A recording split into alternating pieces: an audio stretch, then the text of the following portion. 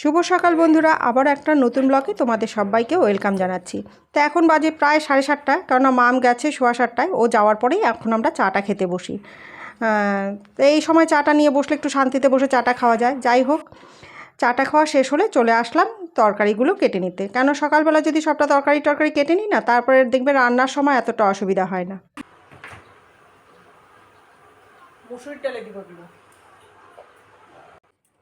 মোম স্কুলে যাওয়ার আগে আমি বাসি কাজকর্মগুলো খানিকটা শেষ করে নিই। তারপরে থাকে এই তরকারি কাটার ব্যাপারটা, যেটা আমি স্নানের আগে সেরে নিই।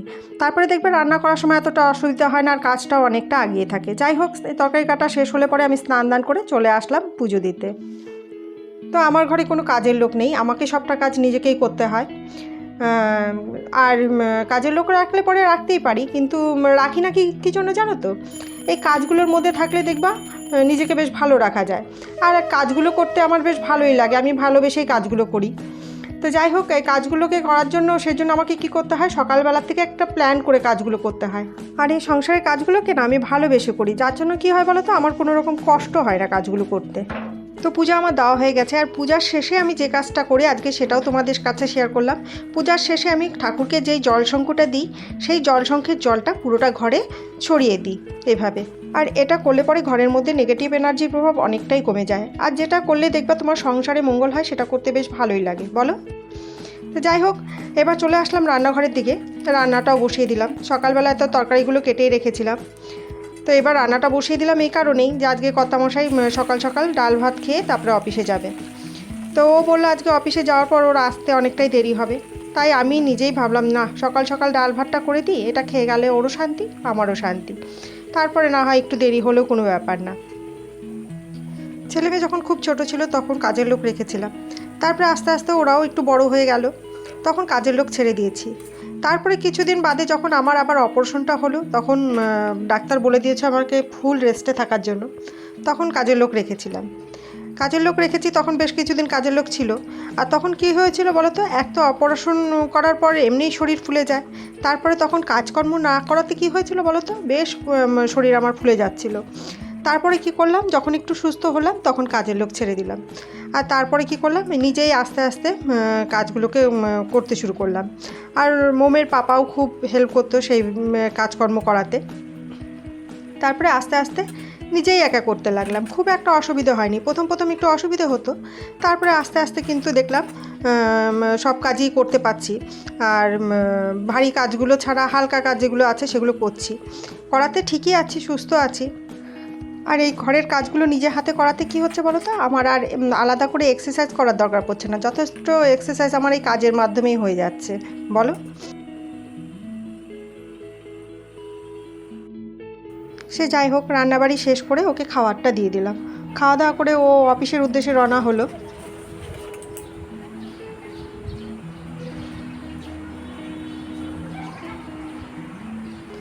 আজকে বাইরের ওয়েদারটা দেখো, বোঝা যাচ্ছে না রোদু দেবে না দেবে না। এই পাহাড়ি জায়গায় এরকমই, এই দেখবে কিছুক্ষণ আগেই মেঘলা, আবার কিছুক্ষণ পরেই দেখবে রোদ্দু উঠছে। আকাশটা বেশ ভারী হয়েই আছে। সূর্যি মামা উঁকিও দিচ্ছে, বোঝা যাচ্ছে না রোদ্দু উঠবে কিনা। যাই হোক, কাপড়গুলো ধুয়ে রেখেছি, ওগুলো পরে দেব।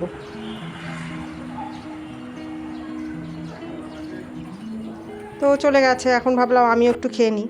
ওকে ভাত দিয়েছিলাম, ও পুরোটা ভাত খায়নি, ওর থেকে আবার তুলে রেখে দিয়েছে। আমার সকালবেলাটা ভাত খেতে ভালো লাগে না। তো যাই হোক, ও একটু তুলে রেখেছে, এটা না এখন যদি না খাই, এটাকে আমাকে আবার দুপুরবেলা খেতে হবে। সেজন্য ভাবলাম যে না, এখনই খেয়ে নিই ভাতটুকু। ডাল সবজি এর মধ্যেই নিয়ে নিলাম।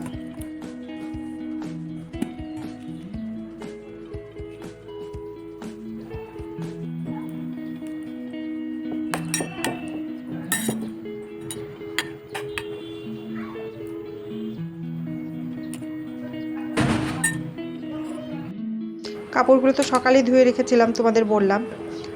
তো এখন বাইরে কাপড়গুলোকে দিয়ে দেব। বাইরে একটু রৌদ্র ভাব আছে দেখলাম, মনে হচ্ছে আস্তে আস্তে রোদ উঠবে। তো চলো কাপড়গুলো বাইরে দিয়ে নিই আগে।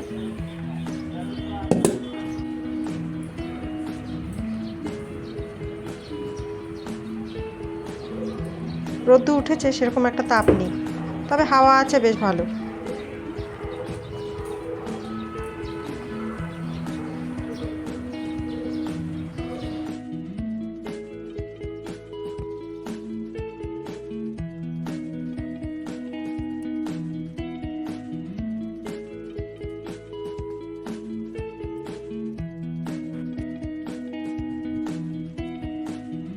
বাবা, একটু সে একটু না গো, বেশ ভালোই হাওয়া দিচ্ছে। কাপড়গুলোকে ধরে রাখতে পারছি না, কি ভালো করে না লাগিয়ে দিলে না কাপড় উড়ে যে কোথায় চলে যাবে তার ঠিক নেই।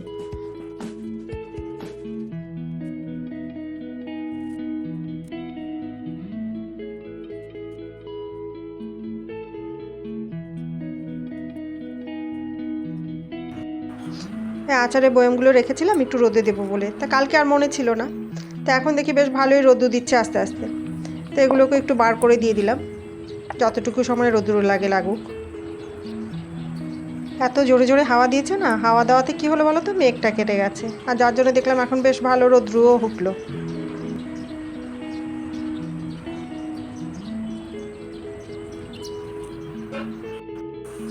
এখন বাজে 2:30। তো মোমের পাপা অফিস থেকে এক্ষুনি আসলো। তো ও এসে বলছে মোম আরেকটু পরে চলে আসবে, একসাথেই খাওয়া দাওয়া হবে। তাই ভাবলাম ওকে এখন একটু গ্লুকোজ বানিয়ে দিই, খাক, পরে মোম আসার পর খাওয়া দাওয়া হবে। চলো আগে গ্লুকোজটা ওকে আগে বানিয়ে দিই নি।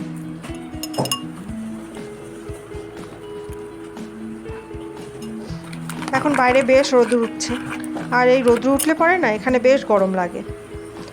আবার দেখবে 2 দিন পর যখন বৃষ্টি হবে, বৃষ্টি পড়লেই আবার সেই ঠান্ডা। সেজন্য তুমি এই শীতের পোশাক যা আছে হালকা, যেগুলো আর কি হালকা ঠান্ডার পোশাক যেগুলো, সেগুলো আর তুলে রাখা আর হচ্ছে না। তুলে রেখে দেবো বলে ধুয়ে নিচ্ছি, আবার 2 দিন বাদে আবার সেগুলোকে বের করে পড়তে হচ্ছে। সেই জন্য মাঝে মাঝে খুব বিরক্ত লাগছে। ঘরে যাব 2 দিন বাদে, মনে হয় সবগুলো এইভাবেই রেখে যেতে হবে আমাকে। তো চলো ওর গ্লুকোজটা দিয়ে নিই। Thank you. ওয়েলকাম। তো আর একটু পরে মোম চলে আসবে, তারপরে খাওয়া দাওয়া হবে। তো চলো আজকে কী দিয়ে খাওয়া হবে সেটাও তোমাদের দেখিয়ে দিই। এটাতে তো ভাতই আছে, আর এগুলো সকালের রান্না দেখেছো, সকালবেলা একটা মিক্স সবজি করেছিলাম সেটা, আর এখানে করেছিলাম সেই সাজনাটা দিয়ে যে ডালটা সেটা, আর এখানে আছে এঁচোড়ের তরকারি, এটা করেছি আজকে। আর এখানে একটু স্যালাড কেটে নিয়েছি। ব্যাস আজকে এই দিয়ে খাওয়া হবে। মোম আসলে পরে মোমকে একটা পোচ বানিয়ে দেবো। তো আজকের ভিডিওটা তোমাদের কেমন লাগলো অবশ্যই কমেন্টস করে জানাবে। যদি ভালো লাগে একটা লাইক দেবে। তবে আজকে আর বকবক করছি না, ভিডিওটা এখানেই রাখছি।